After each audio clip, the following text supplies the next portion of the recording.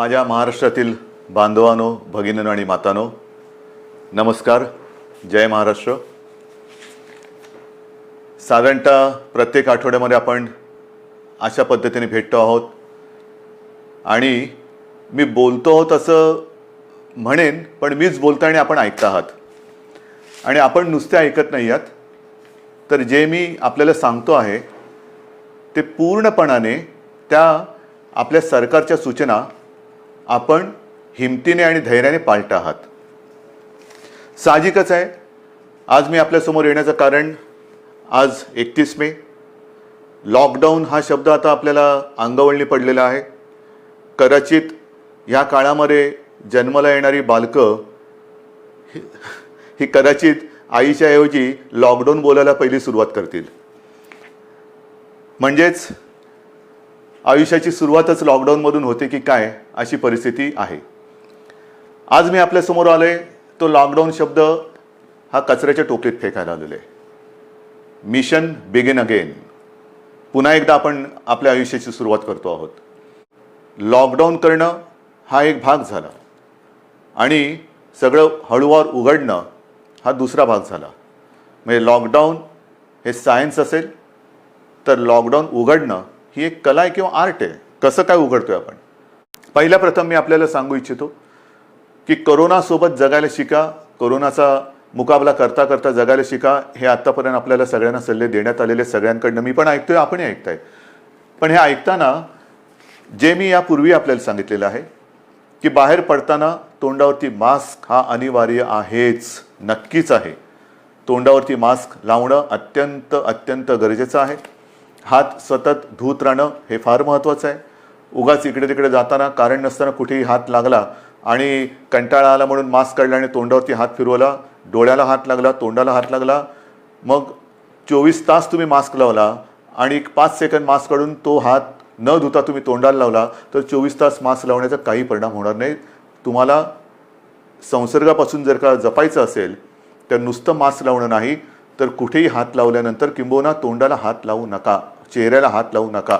हा पहिला नियम हा पुढचे काही काळ किंबहुना पुढच्या आयुष्यात आपल्याला अत्यंत काटेकोरपणाने पाळावंच लागणार आहे.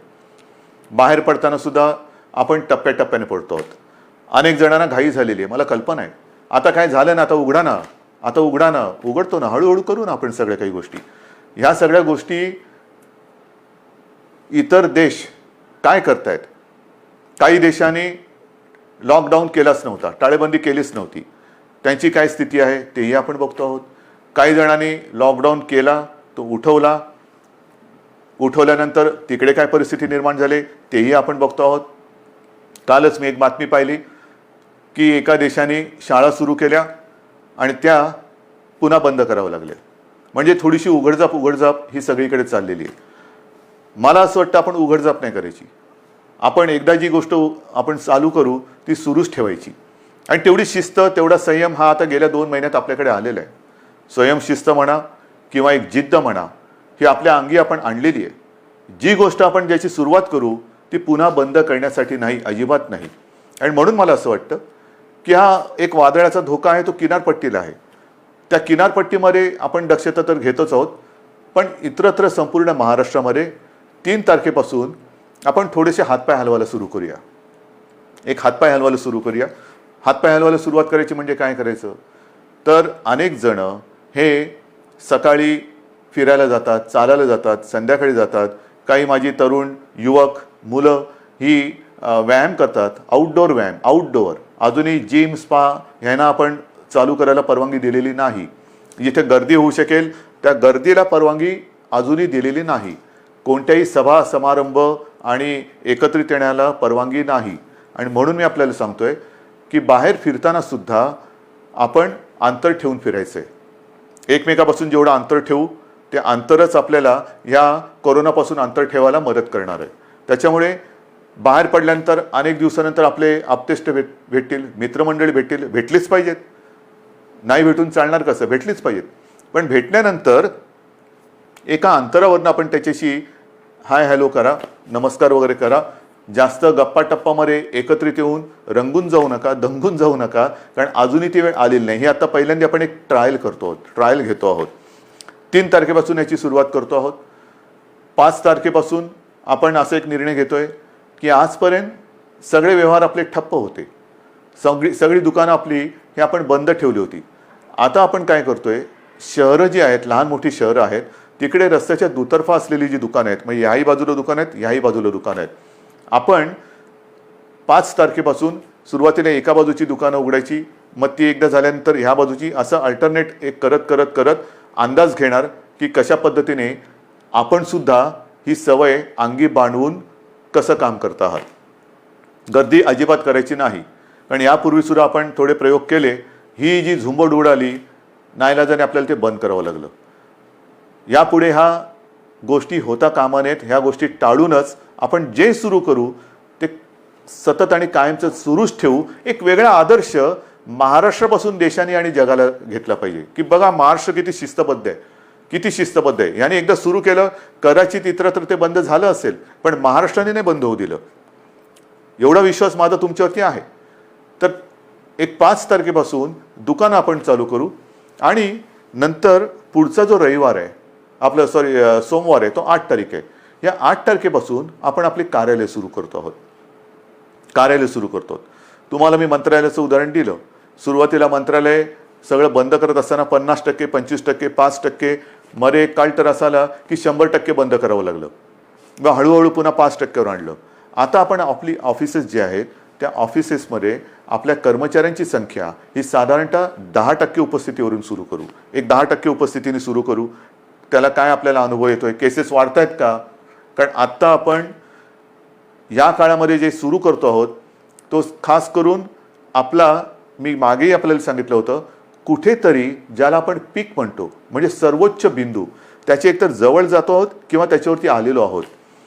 ज्या केसेस वाढत आहेत, ज्या पद्धतीने त्या वाढलेल्या आहेत, त्या बघितल्यानंतर आपण या पीकच्या जवळ किंवा त्या पीकवरती आहोत, म्हणजे त्या टिपेला पोचतो आहोत आपण किंवा पोचलेलो आहोत. काही काळ आता हा जो केसेस येण्याची संख्या जी आहे ही साधारणतः अशीच थोडीशी वरती खाली होत, नंतर हळूवारपणाने एक आणखीन 8-15 दिवसानंतर ती खाली उतरायला लागेल. ही खाली उतरेल केव्हा उतरेल, जर आपण ही सगळी बंधनं पाळली तर. पुन्हा एकदा मी आपल्याला सांगतो की बाहेर पडताना आवश्यक ज्यांना नाही त्यांनी घराबाहेर पडू नका. विशेषतः जे आपले ज्येष्ठ नागरिक आहेत आणि ज्यांना खास करून मधुमेह, रक्तदाब, इतर काही व्याधी किंवा दुर्दैवाने आजार किंवा काही विकार असतील, त्यांनी घराबाहेर पडू नये. कारण हा जो विषाणू आहे तो ह्या पद्धतीच्या, ह्या वयोगटाच्या आणि या वर्गातल्या नागरिकांवरती फार घातक परिणाम करतोय. ज्या ज्या काही गोष्टी आपण बघतो आहोत, गंभीर गंभीर गंभीर म्हणतोय, त्याच्यामध्ये ह्या वर्गातली लोक म्हणजे ज्याला हाय रिस्क ग्रुप ज्याला म्हणतो आपण, त्या वर्गातली लोक किंवा नागरिक हे त्याला जास्त, त्याचा प्रादुर्भाव हा अतिशय गंभीरतेने होतोय, घातक ठरतोय तो. म्हणून साधारणतः 55 ते 60च्या वरच्या नागरिकांनी आणि ज्यांना या काही विकार किंवा काही आजार आहेत त्यांनी घराबाहेर पडता कामा नये. हे जरी घरात राहिले तरी मग प्रश्न येतो, जे घराबाहेर पडणार आहेत साधारणतः मध्यमवयीन किंवा युवा, त्यांनी घराबाहेर पडल्यानंतर घरात गेल्यानंतर आपल्याला ज्येष्ठ आपले माता पिता आहेत, आई वडील आहेत, आजी आजोबा असतील, आणखीन कोणी ज्येष्ठ आपले नातेवाईक असतील, त्यांना आपल्याकडनं अनावधानाने सुद्धा हा संसर्ग होऊ द्यायचा नाही आहे. त्यानंतर ते घरात राहणार आहेत, आपण घराबाहेर जाणार, फिरणार आणि व्हायरस घेऊन घरात येणार. तर कृपा करून आपल्याकडनं अनावधानाने सुद्धा हा संसर्ग आपल्या वडीलधाऱ्यांना होणार नाही ह्याची काळजी घ्या. घरात आल्याबरोबर आपले कपडे म्हणा किंवा आपण स्वच्छ हातपाय धुवून आंघोळ करून आणि एक अंतर ठेवून त्यांच्यासोबत राहिलं पाहिजे. कोणालाही कुठलंही लक्षण आढळलं, कारण याची लक्षणंसुद्धा मी आपल्याला सांगितलेली आहेत. सर्दी खोकला, कारण आता पावसाळा आलेला आहे, पावसाळा आला, सर्दी खोकला, ताप, थोडंसं थकवा, तोंडाची चव जाणं, नाकाचा वास जाणं, ही जी काही अशी लक्षणं आहेत, ही लक्षणं आढळली तर ताबडतोब आपल्या डॉक्टरना किंवा दवाखान्यात तिकडे तुम्ही जायला पाहिजे. लक्षणं वेळेत ओळखून जर आपण उपचार सुरू केले तर बरे होणाऱ्यांची संख्यासुद्धा खूप आहे, मोठी आहे संख्या. म्हणजे ती संख्या जर का मी तुम्हाला सांगितली तर एक दिलासादायक नक्कीच ती संख्या आहे. आत्तापर्यंत आज महाराष्ट्रामध्ये केसेस किती आहेत? महाराष्ट्राचा विचार केला तर साधारणतः 65,000 केसेस आहेत. 65,000 केसेस. पण या 65,000 केसेस कशा आहेत, ह्या आपला पहिला रुग्णसुद्धा याच्यात धरला जातोय. म्हणजे हे गेल्या वेळेला मी आपल्याला सांगितलं होतं की सुरुवातीला ज्याच्यामुळे कळलं की कोरोना आपल्या शहरामध्ये किंवा आपल्या राज्यामध्ये आलेला आहे, तो रुग्ण आज बरा होऊन घरी पण गेला, कधीच गेला, पण तरीसुद्धा तो पहिला रुग्ण ह्या 65,000 धरला जातो. हे चूक आहे, ही चूक आहे. आणि तसं जर बघितलं तर आत्तापर्यंत 65,000मधून 28,000च्या आसपास हे रुग्ण बरे होऊन, खडखडीत बरे होऊन घरी सुद्धा गेलेले आहेत. 28,000च्या आसपास. काही दुर्दैवाने जे काय मृत्यू घडले तोही आकडा आहे. पण ह्या आता जे आपल्याकडे रुग्ण ज्यांना म्हणतो म्हणजे ॲक्टिव्ह केसेस जे पॉझिटिव्ह आहेत, त्याच्यामध्ये आजचा आकडा आहे साधारणतः 34,000 आहे. या 34,000मध्ये साधारणतः 24,000 रुग्ण हे असे आहेत की त्यांना कोणतीही लक्षणं नाही, त्यांना कोणत्याही औषधोपचाराची आज गरज नाही, ते आपल्या क्वारंटाईनमध्ये आहेत, काही पॉझिटिव्ह असल्यामुळे आयसोलेशनमध्ये आहेत. पण या 24,000मध्ये सुद्धा साधारणतः मध्यम ते थोडी तीव्र अशा लक्षणाचे आपल्याकडे साधारणतः 9,500 आहेत. म्हणजे महाराष्ट्राची परिस्थिती हाताबाहेर गेली, मुंबईमध्ये सगळी वातात लागलेली आहे, लष्कराला बोलवा, राष्ट्रपती राजवट लावा. त्यांना म्हणे हे आकडे बघा, हे आकडे बघा ना, हे आकडे बोलके आहेत. हे का आपण करू शकलो? 9,500 यांना साधारणतः मध्यम ते तीव्र लक्षणं आहेत आणि त्याच्यापैकी साधारणतः 1200 जण मात्र हे थोडे गंभीर आहेत. त्याच्यापैकी 200 जण हे व्हेंटिलेटरवरती आहेत.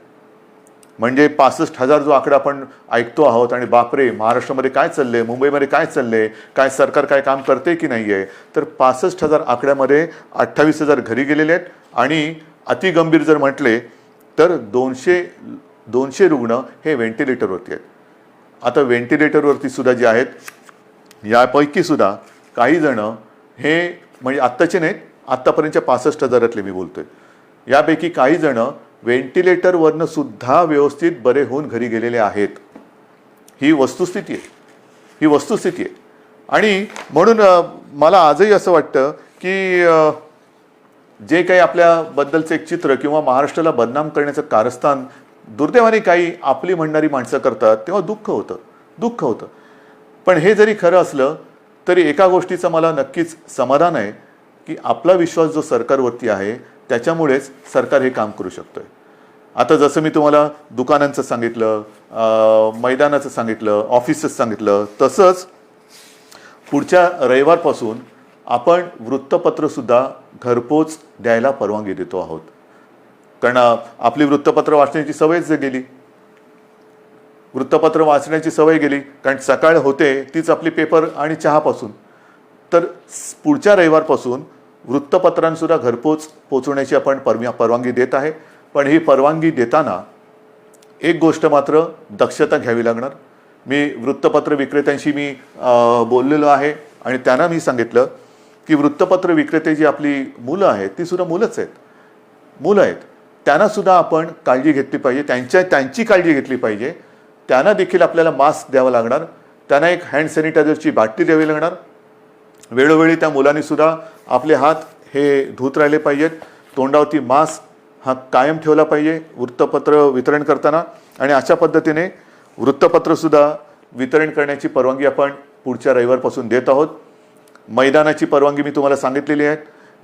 सार्वजनिक ठिकाणी आपण फिरायला जाऊ शकता, व्यायाम करायला जाऊ शकता आणि ती वेळ आपण पहाटे 5 पासून संध्याकाळी 7 वाजेपर्यंत अशी मुभा ठेवलेली आहे. पहाटे 5 म्हणजे ज्यांना आपण मॉर्निंग वॉक जो म्हणतो, ज्यांची सवय आहे लवकर उठून फिरायला जायचं, आपण पुन्हा एकदा सकाळी 5 वाजल्यापासून पहाटे 5 वाजल्यापासून संध्याकाळी 7 वाजेपर्यंत ह्या सगळ्या सार्वजनिक स्थळांचा म्हणजे मैदानं असतील, सी फेस आहे आपला, इतर ग्रामीण भागातल्या काही गोष्टी असतील, तलाव आहेत, कुठेही इकडे या पहाटे 5 ते संध्याकाळी 7 वाजेपर्यंत आपण निश्चित निसर्गाच्या सान्निध्यात जाऊ शकता, फिरू शकता, मैदानी व्यायाम करू शकता. पण हे व्यायाम करताना आरोग्य कमावण्यासाठी म्हणून त्याचा उपयोग करा. एकत्रित येऊन जे आरोग्य आपलं आहे ते बिघडून देऊ नका. अंतर हे ठेवलंच पाहिजे, हे मी पुन्हा पुन्हा सांगतोय. हे झाल्यानंतर मग जे काही आकडे मी तुम्हाला सांगणार आहे ते आकडे ह्याची थोडीशी तुम्हाला कल्पना असायला पाहिजे की नेमकं सरकारने आत्तापर्यंत केलेलं काय आहे, काय करते सरकार, किती आपल्याकडे व्यवस्था आहे. तर ज्या वेळेला हे संकट कोरोनाचं आलं, कोणालाच कल्पना नव्हती की हे किती वाढेल आणि त्याच्यासाठी तयारी किती करावी लागेल. म्हणजे साधी गोष्ट आहे की आपल्याकडे राज्यामध्ये प्रयोग म्हणजे ज्या टेस्टिंग लॅब ज्या आहेत त्या नाही आहेत अशातला भाग नाही, पण याच्यासाठी जी टेस्ट करावी लागते त्याची सुविधा ही फक्त 2 ठिकाणी होती. एक आपल्या कस्तुरबामध्ये आणि पुण्याच्या NIVमध्ये. ही कस्तुरबाची सुद्धा जी लॅब आहे ती आपण साधारणतः 2007 साली मुंबई महापालिकेच्या माध्यमातून केली म्हणून ती दुसरी होती, नाहीतर फक्त एकच होती. त्याच्यात कस्तुरबा आपण केली, त्या 2 लॅब होत्या. आजच्या क्षणाला आपल्या महाराष्ट्र राज्यामध्ये 77 ही चाचणी केंद्र आहेत आणि येत्या 2-4 दिवसात ती 100पर्यंत जातील. म्हणजे 2पासून 77, 77पासून 100. आणि माझा प्रयत्न असा आहे की येत्या पावसाळ्यामध्ये टेस्टची संख्या आणि त्याची उपलब्धता ही आणखीन वाढवण्याची गरज आहे. कारण पाऊस म्हटल्यानंतर भिजणं हे आलंच, सर्दी खोकला शिंकणं, थोडा ताप, फ्लू हा आलाच. आणि तो आल्यानंतर लॅबची संख्या वाढवणं, चाचण्यांची क्षमता वाढवणं आणि त्याचबरोबर ह्या टेस्ट ज्या आहेत, ह्या चाचण्या ज्या आहेत त्या केंद्र सरकारशी सुद्धा आपण बोलतो आहोत की त्याची जी किंमत आहे, त्याची जी एक किती पैसे त्याला लागतात ती किंमत ही आपल्याला खाली आणायची, सर्वसामान्यांच्या आवाक्यामध्ये ती आणायची. सरकारकडनं तर आपण मोफत करतोच आहोत, पण ज्याला कोणाला असं वाटलं की मला थोडंसं अस्वस्थ वाटते, मला टेस्ट करून घ्यायची आहे, तर त्यांनी ती टेस्ट करून घेण्यासाठी त्याला त्याच्या गावात, त्याच्या शहरात, त्याच्या घराच्या आजूबाजूला जास्त लांब न जाता कुठे आपण किती प्रमाणात उपलब्ध करून देऊ शकतो ते सुद्धा आपल्याला करायचं आहे. तर ही एक लॅबची संख्या आपण वाढवलेली आहे, आणखीन वाढवतो आहोत. मग अनेकदा अशी तक्रार येते की रुग्णाला बेडच मिळत नाही. आहे, दुर्दैवाने थोड्याफार प्रमाणात ही तक्रार खरी आहे आणि ती तक्रार एक सुद्धा असता कामा नये ह्याच्याकडे सरकारचं लक्ष आहे. पण त्याच्याकडे जर का आपण बघितलं तर जे मी आपल्याला सांगितलं की आपल्याकडे ह्या लॅबची संख्या ही 2 होती, 2ची 77 आणि 77ची आता आपण 100 आणि पुढच्या काळात 100हून अधिक करतो. तसं आपल्या राज्यात इन्फेक्शनसाठी जी हॉस्पिटल्स होती ती फक्त 3 होती. आयसोलेशन सुविधा ज्याच्यात असतील अशी 3 होती. आता ती जवळपास 2576, 2500च्या आसपास आपण केलेले आहेत. मग 3पासून 2500. बेड्स किती होते? बेड्स साधारणतः 400च्या आसपास होते आयसोलेशन. ते आता 2.5 लाखाच्या वर महाराष्ट्रामध्ये झालेले आहेत. महाराष्ट्रात 2.5 लाखाच्या वर. त्याच्यामध्ये साधारणतः 25,000 बेड्स हे ऑक्सिजनची सुविधा देऊ शकतील असे आहेत. कारण आपल्याला मी जे सांगितलं की आत्तापर्यंत जे रुग्ण आपले हॉस्पिटलमध्ये उपचार घेत आहेत त्यांच्यापैकी 200 जण व्हेंटिलेटरवर आहेत. म्हणजे व्हेंटिलेटर फार थोड्या जणांना लागत आहेत, कोणालाही लागूच नाहीत, पण फार थोड्या जणांना लागत आहेत. जास्तीत जास्त रुग्णांना ऑक्सिजन लागतोय. ऑक्सिजनची सुविधा देणारे बेड्स हे आपण मोठ्या प्रमाणावरती तयार केलेले आहेत, आणखीन सुद्धा करतो आहोत. ICU बेड्ससुद्धा सुरुवातीला 250 होते, ते साधारणतः 8,500च्या आसपास आपण नेलेले आहेत. म्हणजे एवढी सुविधा आपण करतो आहोत, एवढी मोठी सुविधा आपण केलेली आहे.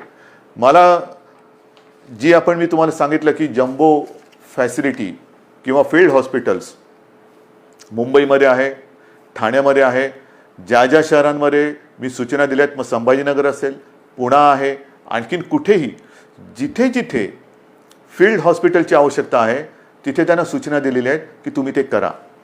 म्हणजे एकेका ठिकाणी आपण 1,000, 2,000च्या बेडची सुविधा करतोय. गोरेगावला तर साधारणतः 3,000 बेडची सुविधा करतोय. इतर देशांनी, इतर राज्यांनी अशी सुविधा किती जणांनी उपलब्ध केली असेल, किती जणांनी संख्या वाढवली असेल हे आता सगळीकडे स्पष्ट झालेलं असेलच. पण महाराष्ट्राने मात्र गेले 2 महिने उपचाराकडे लक्ष दिलेलं आहे, सुविधांकडे लक्ष दिलेलं आहे. आपण आपला टास्क फोर्स निर्माण केलेला आहे आणि हा टास्क फोर्स अक्षरशः अहोरात्र मेहनत करून, अविश्रांत मेहनत करून साधारणतः गाईडलाईन देतोय. आपलं मोठं जे आव्हान आहे की एकतर हा संसर्ग रोखणं, त्याची तीव्रता कमी करणं आणि मृत्यूदर हा कमीत कमी किंवा शून्यावरती आणणं. मृत्यूदर हा अजूनही मला खाली आणायचा आहे. आणि तो खाली केव्हा येईल? कारण आजही काही ठिकाणी असं लक्षात येते की जो कोणी रुग्ण आहे तो अगदी शेवटच्या टप्प्यामध्ये हॉस्पिटलमध्ये दाखल होतोय, अगदी शेवटच्या टप्प्यात. म्हणजे मी मागे आपल्याला कदाचित सांगितलं असेल की माझाच एक चांगला कार्यकर्ता, अत्यंत चांगला निष्ठावान कार्यकर्ता शेवटच्या टप्प्यात हा हॉस्पिटलमध्ये गेला, स्वतःहून गेला आणि तपासणी करतानाच तो कोसळला. काहीच करू शकले नाही डॉक्टर. म्हणजे त्याची कदाचित चाचणी पण करता आली नसेल. हे अंगावरती दुखणं काढू नका.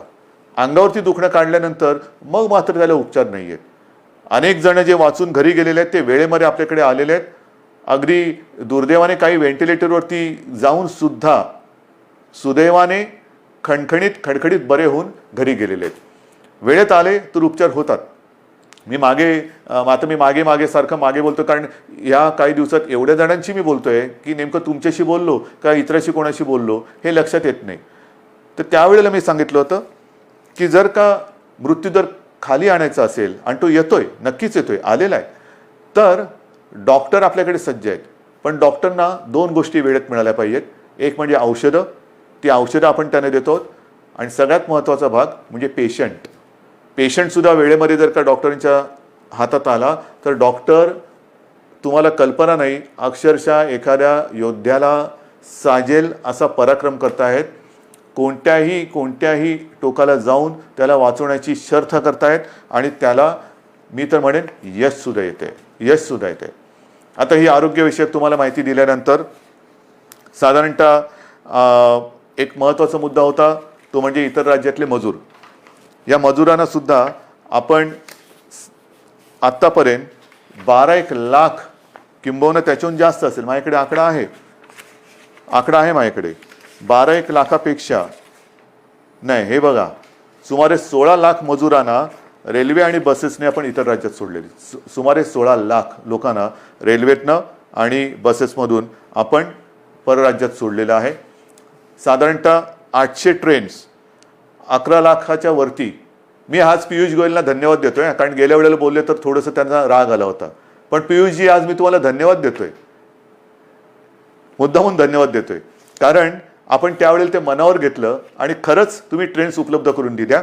त्याच्यामुळे साधारणतः 11 लाखाच्या वरती, 11.5 लाखाच्या आसपास मजुरांना आपण त्यांच्या गावात, त्यांच्या राज्यात जाऊ दिले. एस टीने आपल्याला साधारणतः 42,000पेक्षा 42,500 एस टी बसेसद्वारे आपण 5.25 लाख मजुरांना राज्याच्या सीमेपर्यंत सोडलेले आहे. आणि याच्यावरती आपण आत्तापर्यंत मुख्यमंत्री सहायता निधीतून जवळपास 85 ते 90 कोटी रुपये खर्च केलेले आहेत. 85 ते 90 कोटी रुपये. साधारणतः 22पेक्षा जास्त फ्लाईट्सद्वारे 3,000पेक्षा जास्त नागरिक आपण महाराष्ट्रात आणलेले आहेत. 7 जूनपर्यंत आणखीन काही फ्लाईट्स येत आहेत. तर अशी ही सुरुवात होते. शिवभोजन थाळीसुद्धा ही आजपर्यंत आपण 838 केंद्र राज्यात कार्यरत केलेली आहेत. 1 ते 30 मे, फक्त 1 ते 30 मे या काळात या शिवभोजन थाळीच्या योजनेतून आपण 32,77,778 शिवभोजन थाळ्याच्या माध्यमातून एवढ्या लोकांना, म्हणजे 32 लाखाच्या आसपास लोकांना आपण भोजन देण्याची व्यवस्था केलेली आहे.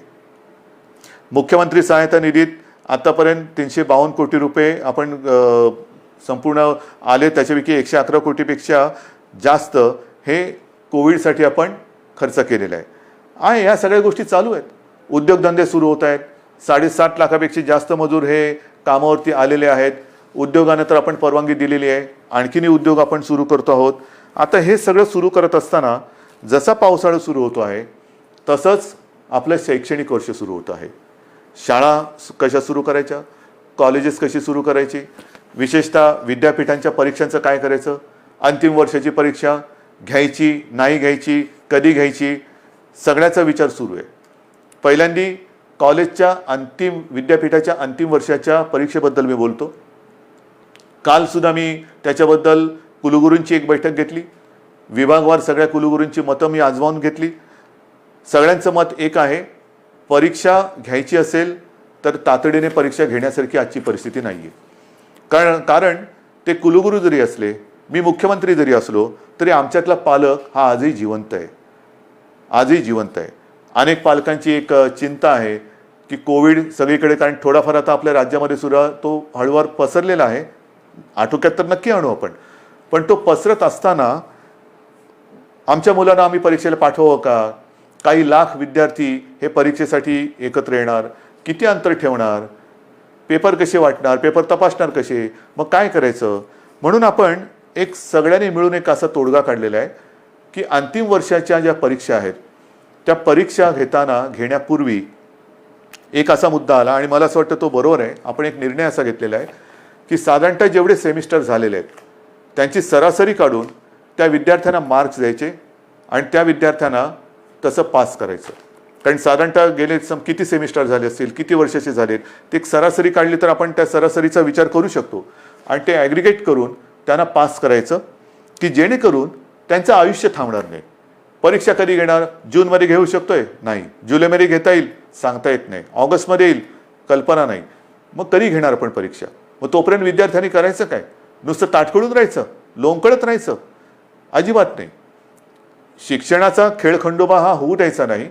ज्या मुलांनी अंतिम परीक्षेपर्यंत आपला अभ्यासक्रम पूर्ण केलेला आहे, केवळ आत्ता परीक्षा घेऊ शकत नाही म्हणून त्या कॉलेजच्या उंबरठ्यावरती त्यांनी जर का त्यांना अडून ठेवलं तर तो उंबरठा पार करून ते आपल्या जगामध्ये प्रवेश कधी करणार, ते पाऊल कधी टाकणार?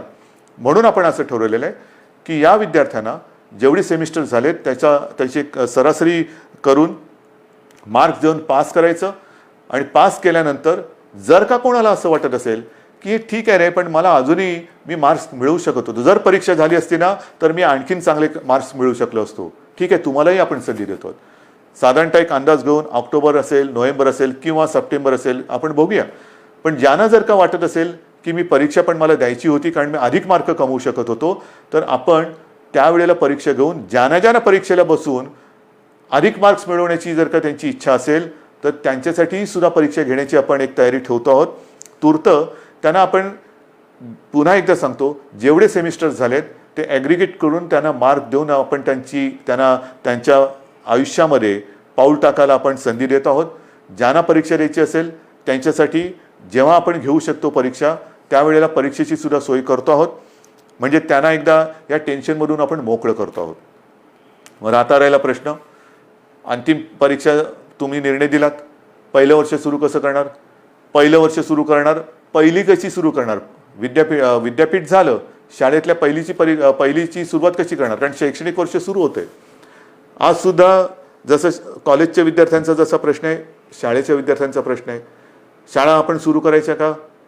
काही ठिकाणी तर शाळा आपल्याला नाईलाज म्हणून क्वारंटाईनसाठी वापरावं लागल्यात. त्या करता येतील, त्या सगळे ते क्वारंटाईनमधली व्यवस्था दुसरीकडे करून निर्जंतुकीकरण करून पुन्हा एकदा शाळा सुरू करू शकतो आपण. पण या जर का शाळा सुरू केल्या तर मी सुरुवातीला जे आपल्याला सांगितलं, काही देशांमध्ये सुरू केलेल्या शाळा ह्या बंद कराव्या लागल्या. मला आता काही बंद नाही करायचे आणि त्याच्यासाठी जसं मी आता लॉकडाऊन शब्द बाजूला ठेवून मिशन बिगिन अगेन किंवा पुनश्च हरिओम म्हणतो आहे, तसं शाळा कधी सुरू होणार पेक्षा शिक्षण कसं सुरू करायचं. शाळा हे एक माध्यम आहे, शाळेत सगळे विद्यार्थी येतात, शिक्षक त्यांच्या समोर असतात. आज देखील ग्रामीण भागामध्ये आपल्याला ऑनलाईन शिक्षण याची सुविधा आपण देऊ शकत नाही आहोत. मग काही जणांनी आजच दुपारी मी मोठ्या शिक्षण तज्ज्ञांची एक बैठक घेतली. अनेक जणांनी हे सगळे पर्याय सांगितले की आमच्याकडे शाळा सुरू करू शकतो कारण ग्रामीण भागामध्ये आम्ही हे करू शकतो. काही जणांनी सांगितलं शाळेमध्ये सुद्धा एक दिवसाआड शाळा सुरू करायची का? काही जणांनी सांगितलं आम्ही ऑनलाईन शिक्षण तर आधी सुरू केलेलंच आहे. मी त्यांना असंच म्हटलं की शाळा सुरू करण्यापेक्षा शिक्षण सुरू करायचं आहे. जर आपल्याला ग्रीन झोनमध्ये किंवा जिथे प्रादुर्भाव नसेल, अत्यंत सुरक्षित सगळं अंतर वगैरे ठेवून ग्रामीण भागात शाळा सुरू करू शकत असू, तिकडे पूर्ण खबरदारी घेऊन आपण शाळा सुरू करू शकतो का? ही शक्यता मला काही दिवसात सांगा. शहरांमध्ये ऑनलाईन शिक्षण हे कसं सुरू करायचं त्याच्यावरती आपण विचार सुरू केलेला आहे.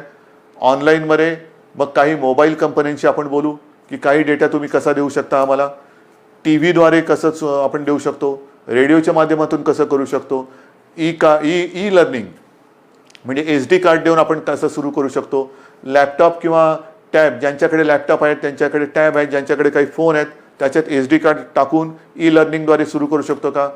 आठवड्यातून शाळेमध्ये किती दिवस येऊ शकतो? शाळेचं निर्जंतुकीकरण वगैरे ती जबाबदारी सरकारची, त्याच्यात तुम्ही काळजी करू नका. स्वच्छता राखणे ही जबाबदारी सरकारची. पण खरंच शहरांमध्ये आपण शाळा सुरू करू शकतो का? आणि सुरू करू शकत नसू तर ऑनलाईन पद्धतीने शिक्षण आपल्याला सुरू करायला पाहिजे. थोडक्यामध्ये जिथे जिथे ऑनलाईनने आपण सुरू करू शकतो तिथे ऑनलाईनने शिक्षण सुरू करू. जिथे आपण शाळा सुरू करू शकत असू तिकडे शाळेतनं शिक्षण सुरू करू. जिथे आपल्याला वाटत असेल की समजा आपल्याला SD कार्ड देऊन आणखीन काय करून शिक्षण सुरू करायचं असेल तर तेही करू शकतोय. येत्या काही दिवसात त्याच्यावरती आपण ठोस निर्णय घेऊ. शिक्षण सुरू झालंच पाहिजे. पण मला असं वाटतं की कोरोनाने आपल्याला नक्कीच काही गोष्टी शिकवलेल्या आहेत. कोरोनाने आपल्या स्वतःकडे बघायला हे नक्कीच शिकवलेलं आहे. स्वतःकडे पाहायला शिकवलं आहे, आपल्या कुटुंबाकडे पाहायला शिकवलेलं आहे, आपल्या मुलांकडे, मग शिक्षणाकडे, आरोग्याकडे. आजपर्यंत कदाचित आरोग्य असेल आणि शिक्षण असेल यांना तेवढं प्राधान्य दिलं गेलं नसेल कदाचित. पण मला असं वाटतं की पुढचं आयुष्य जगताना जर आपण जीवनावश्यक वस्तू आणि जीवनावश्यक काही गोष्टी ह्या अशा संकटाच्या काळातही बंद होऊ न देता चालू ठेवल्या, तसंच शिक्षणसुद्धा किती मोठं संकट आलं तरी देखील कसं सुरू ठेवता येईल त्याच्याकडे आता आपल्याला लक्ष देण्याची गरज आहे. आरोग्य सुविधासुद्धा मोठ्या प्रमाणात वाढवण्याची गरज आहे. जसं आपण इकडे विशेषतः मुंबईपासून सुरुवात केली आपण, field hospitals, Bandra Kurla complex असेल, वरळीचे एक्झिबिशन ग्राउंड आहे, तिकडे मोठी फील्ड किंवा जम्बो फॅसिलिटी म्हणून हॉस्पिटल्स उभारली. मी असं ठरवलेलं आहे, आपल्या सरकारने असं ठरवलेलं आहे की येत्या काळात आरोग्याला प्राधान्य द्यायचं, शिक्षणाला प्राधान्य द्यायचं. शहरांमध्ये म्हणजे ग्रामीण भागामध्ये सुद्धा, ग्रामीण भागातली छोटी मोठी शहरं आहेत त्या शहरांमध्ये त्या जिल्ह्यांच्या आवश्यकतेनुसार इन्फेक्शन हॉस्पिटल्स, जी इतर वेळेला तिकडे काही कार्यक्रम चालतील, जसं वरळीचं आपलं गोरेगावचं एक्झिबिशन ग्राउंड आहे तिथे इतर काही कार्यक्रम चालतात, वरळीला डोम आहे, इतर वेळेला इतर काही कार्यक्रम चालतात, ते कार्यक्रम चालू ठेवायचे. पण हॉस्पिटलची सुविधा ही तिकडे सज्ज ठेवायची. जर गरज लागली तर तिथे 2 ते 3 दिवसात हॉस्पिटल उभारता आलं पाहिजे. उभारता म्हणजे सगळ्या सुविधा ज्या आहेत म्हणजे बेड्स ह्या सगळ्या पटपट मांडून हॉस्पिटल सुरू होईल. इतर वेळेला लग्नसराई असेल, प्रदर्शनं असतील, कृषीची प्रदर्शनं असतील, इतर काही कार्यक्रम असतील, सभा समारंभ असतील, त्याच्यासाठी ते वापरले जातील. पण आरोग्य सुविधा मात्र जेव्हा गरज लागेल तिथे कमीत कमी वेळेत त्या आपल्याला उपयोगात आणता येतील अशा पद्धतीने राज्यभर आरोग्य सुविधासुद्धा आपण निर्माण करणार आहोत. एकूणच जे मी आपल्याला सुरुवातीला बोललो होतो की आपण खबरदारी घ्या, आम्ही जबाबदारी घेतो. आता खबरदारी आणि जबाबदारी दोन्ही एकत्र करण्याची वेळ आलेली आहे. जबाबदारी सरकारने घेतलेली आहे, खबरदारी आपण घेतलेली आहात. आता खबरदारी आणि जबाबदारी संपूर्ण वाट आपली ही असं समजा की निसरडी आहे. एकमेकाचा हात हातात धरून दोघांनाही कुठे धोका होणार नाही. म्हणजे सरकारला तसं नाही, सरकार तसं पडूच शकत नाही. तुम्ही सोबत असल्यानंतर तसं सरकार कोणी पाडू शकत नाही. मला सरकारची चिंता नाही आहे. पण आयुष्यात कुठेही आपल्याला घाई गर्दीने आपलं पाऊल चुकता कामा नये, पाऊल घसरता कामा नये. याची खबरदारी घेऊन जे करू ते ठामपणाने करू आणि जे करू ते पुन्हा बंद कधी करणार नाही या आत्मविश्वासाने एक एक पाऊल पुढे टाकत जाऊ. Mission begin again. पुनश्च हरिओम. जय हिंद, जय महाराष्ट्र.